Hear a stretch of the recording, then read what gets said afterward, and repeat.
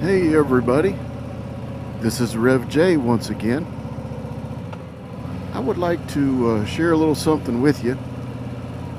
As you know, if you've watched any of my videos before, you would know this.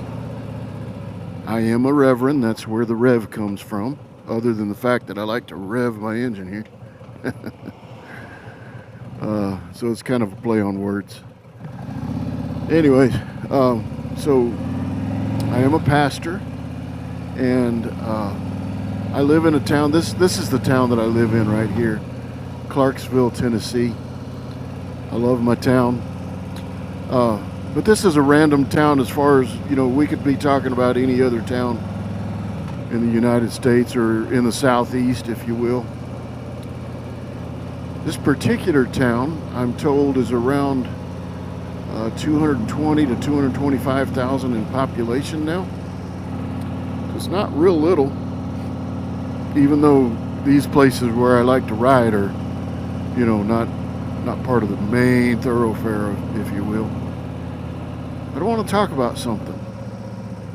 Even here in the Southeast, which is considered the Bible Belt, this town used to be considered, you know, very much a majority Christian town. I just believe, as a pastor, as a Christian in general, I just believe we need to take a look at what's around us and realize the fields are white unto harvest. I did a study the other day to find out how many people live in a very small area, a 3-mile radius in my town.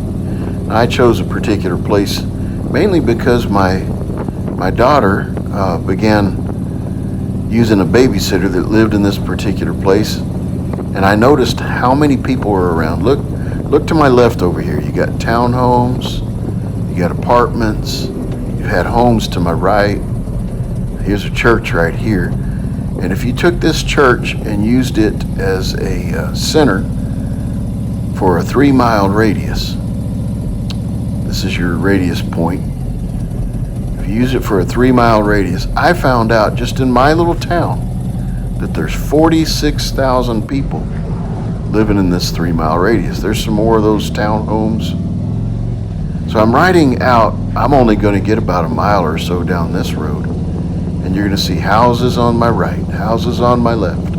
You're going to see neighborhoods on my left. I don't know, there may be a street or two on my right as well, where there's a little neighborhood of houses back in there. Just a lot of houses. Hey, what do you think about these fall colors? It's starting to look good out here, isn't it? Always love these fall colors. Look at there. There's an eye-popping color. So, when you look at all of these houses, they represent many more people, you know, families of people. And to me, as a pastor, to us as Christians, if you're a Christian, we see that there's a lot of potential here, a lot of good stuff. Now, there's good people that live in these houses. There's good families. There are families who have needs. There are families who have, you know, very few needs right now in their life. But the fact of the matter is, we all have needs at some point in our life.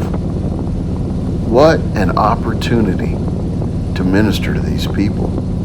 That little church that I started at, that little building, as the center for this 3-mile radius. That little building, I don't know how many people it would hold, maybe 100 or so. But if there's 46,000 people living in a 3-mile radius around that building, there's no way that building could contain all the people who need a variety of things. Need Jesus, number one, period.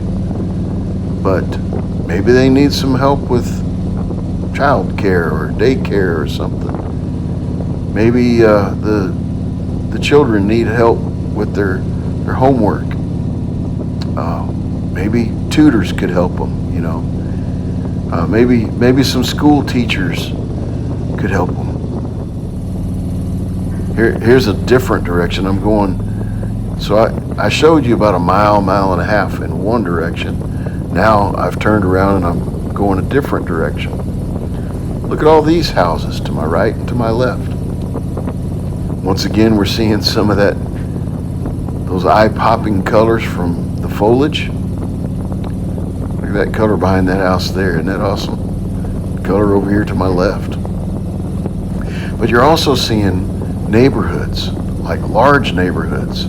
If I turn to my right at one of these intersections, you would see hundreds of homes. Not just one, not just 2, 10. You would see hundreds of homes. And up here, shortly, you're going to start to see even more homes. They're built even closer together over time. Take a look at this in just a moment. So right here, you see an entire neighborhood with hundreds of homes just built, stacked up right next to each other. Now, that may be a home like what you live in, or you may prefer a little more elbow room, if you will. But fact of the matter is, there are families and people in those homes that need Jesus Christ. And they need other things too. So it's a potential to minister to a lot of people. This is what I see when I ride around. Have you ever taken a prayer ride? If you're a Christian, I know we Faith Riders do this. Look over here. These are all new townhomes being built to my right. Now I'm heading in a third direction. So I've really only traveled 3 directions from that center. As I'm traveling here, you're going to see homes to my right. Up ahead of me on the left, you're going to see part of a state park. It's got a little pond or lake out in front of it. And eventually you're going to see a golf course to my left. And when you see that golf course to my left, you're also going to see homes to my right. Now those homes used to be the well-to-do homes, if you will, for this area. They're spread out more. There's a few less people per home or per neighborhood or whatever. The streets have fewer homes on them because they're spread out more. But there's still a good number of people who need ministry.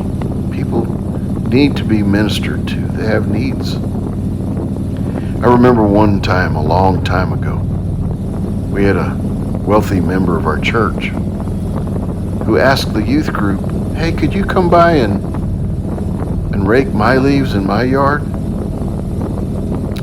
Now, most of the other people that were getting their leaves raked couldn't afford to pay somebody to come do their leaves, and it was maybe too big of a project for them to do themselves. So the youth were pitching in and helping those in need. Well, when this elderly lady who had a lot of money, when she asked if somebody could come rake her leaves, there was a little pushback. There were people saying, "Wait a minute, she can afford to pay somebody. Let's just let her hire somebody. We don't need to rake her leaves." But it turns out that lady was feeling left out. She wanted somebody to come by her house and visit with her. It wasn't so much the leaf raking or like she was trying to save money. In fact, as soon as a few of us decided to go rake her leaves, she was so thankful to have us. She would talk our ear off, bring us out tea to drink and different drinks and stuff. And on top of that, at the end of it, she wrote out a big check to help our youth group be able to go to youth camp. So it turned out to be just as much of a blessing for those who helped as it did for her. But we need to remember, it doesn't matter what financial status you have, there are still needs all around you. And that's for everybody of any financial means. So look at this brand new house being built to my right.